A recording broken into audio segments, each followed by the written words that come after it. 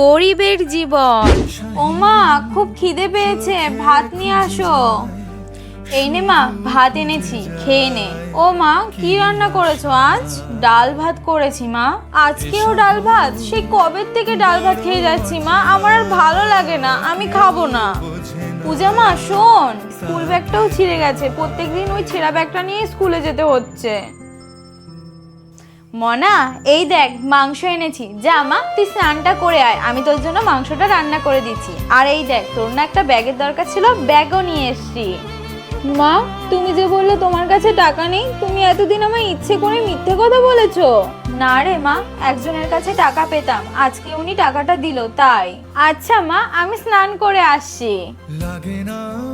আমার কাজটাও চলে গেল, মেয়েটাকে কি করে বোঝাই। যাই, আমার এই বালাটা বিক্রি করে যা টাকা হয় ওই টাকা দিয়ে মেয়েটার জন্য মাংস আর একটা নতুন ব্যাগ নিয়ে আসি।